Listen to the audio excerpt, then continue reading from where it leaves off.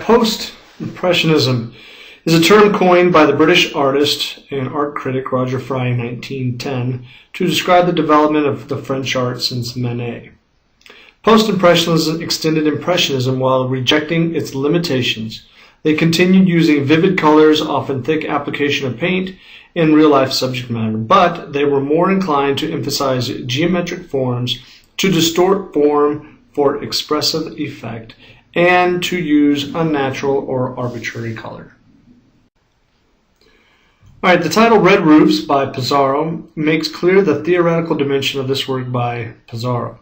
In this painting, he in fact moves away from the anecdotal idea of landscape.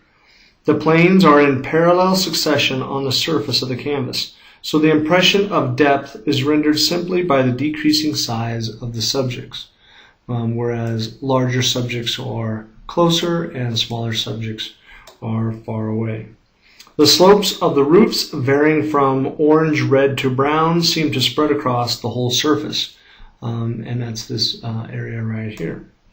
The same tones can be found in the fields and plants in the foreground as well as the background. The thick impasto catches of the light and makes the brush strokes vibrant, conferring a great intensity and feeling of movement on the painting. This painting dates from a time after the 1865 when Pissarro and Cezanne used to work together on the same subjects. Pissarro presented the Red Roofs in the third Impressionist exhibit in 1877, but this is considered a post-Impressionist painting, the Red Roofs by Pissarro. Mount Saint Victor, seen from Bellevue, is a work by Paul Cezanne. This region is dominated by Mount Saint Victor, which you can see here in the background.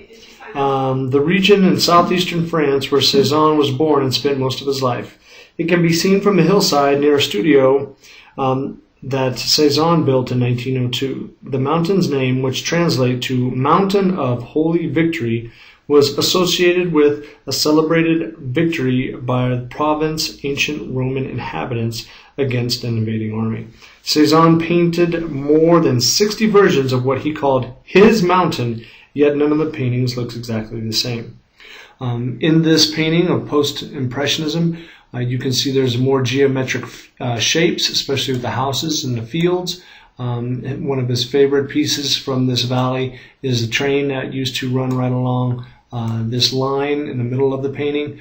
This is one of the greatest pieces of work from Cezanne. Once again, this is Mont Saint Victor from Bellevue by Paul Cezanne. Vincent van Gogh's Bedroom of the Arles. In the winter of 1888, Van Gogh traveled to the town in southern France called Arles. There he hoped to start a studio in the south where painters could live and work together in creating art in a region with more direct sunlight than Paris had, and reminding Vincent of the landscape he admired in Japanese prints. The plan was for his artist friend Paul Gauguin to join him in time. It took a long time for Gauguin to be convinced to go south, giving Vincent plenty of time to get settled, paint his surroundings, including his bedroom. When Gauguin first arrived in Arles, he found accommodations in a hotel, but quickly found that it was expensive.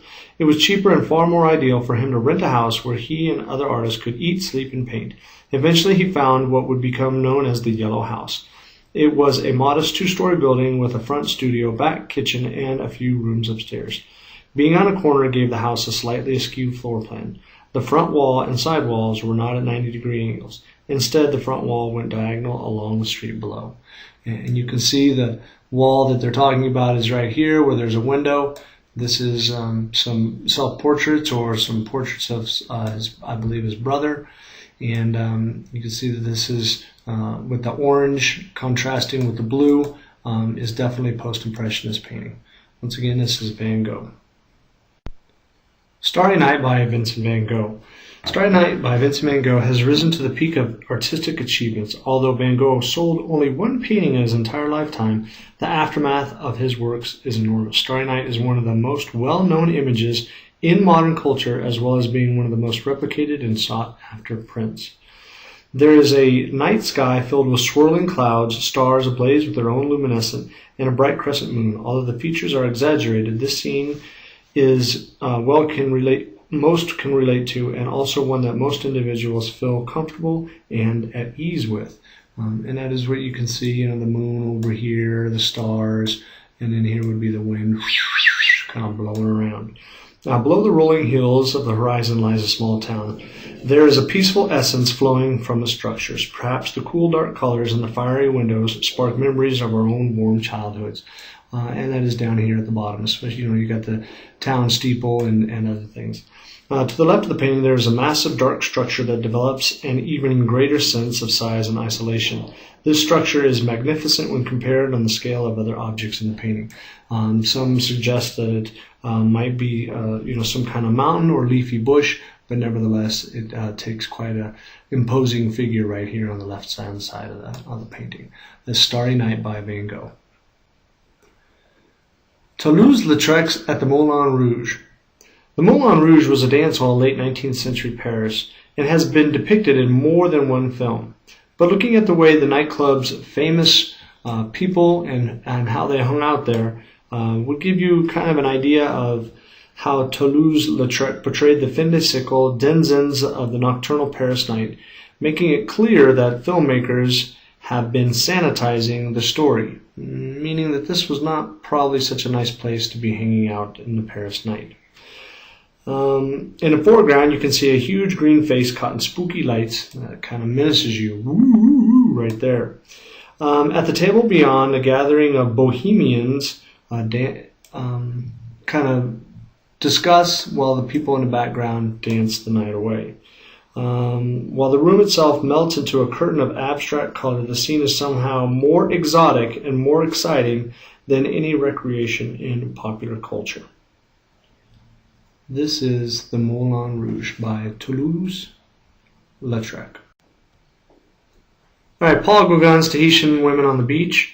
Was painted in 1891. It shows the features of Gauguin's mature style of bold colors and simplified shapes, perhaps among the most compelling of Gauguin's paintings. Although simple in presentation, Two Women on the Beach, the work has a mystery that transcends the subject. This is achieved by psychologically disconnecting the women from both the viewer and each other. This psychological disconnection is a common feature among the groups of people that Gauguin has portrayed. Although the women sit close together, they each seem to be preoccupied with their own thoughts. Gauguin underpins this with the particular placement and the pose of their bodies. Their individual poses are in sharp contrast. One sits cross-legged and the other posed diagonally. However, they both share a lack of space within their poses. The cross-legged woman is drawn in on herself by placing the arms of the woman seated diagonally directly in front of the viewer. The space between her arms and body remains hidden. So you can see how this lady is cross-legged and she has her arms showing, and this young lady has one showing, but the other one is not. Gauguin uses these devices quite often in his paintings of Tahitians, perhaps to give the expression to what he felt in the presence of Tahitians, that they possessed something mysterious and penetrating, not beauty in the strict sense of the word. Tahitian Women on the Beach. All right, the Bathers by Cezanne was one of three paintings that had a very similar theme. All three were completed during the last 10 years of Cezanne's life and in some way characterized his move towards abstraction. This can be seen in the way the faces of the bathers are without any definition and their bodies seem to merge into the landscape. So you can see that the faces are not easily recognizable, if at all, and how their bodies do just merge in with the background. Look at how Cezanne has depicted the angle of the back of the figure on the left, which runs parallel to the trees. So you can see how she's kind of leaning down, and here goes the tree up into the sky. It is almost as if she or he is part of the landscape. I say he or she as if we are sure the sexes of these bathers. They're all women.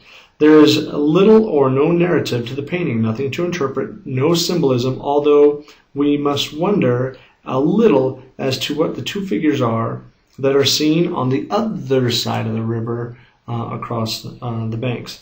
And why did the artist add the swimmer who breaks the surface of the river as he swims past the naked gathering? So here's a little swimmer down here. But it's hard to interpret this painting other than thinking that Cezanne was a true genius in his work.